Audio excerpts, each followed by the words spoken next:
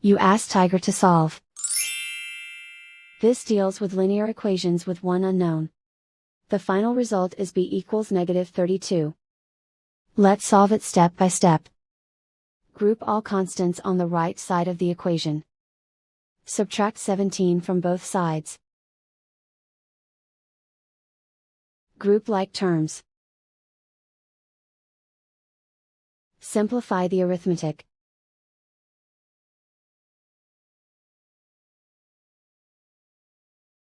Isolate the b. Multiply both sides by 8. Group like terms. Multiply the coefficients. Simplify the fraction. Simplify the arithmetic. And so the final result is b equals -32.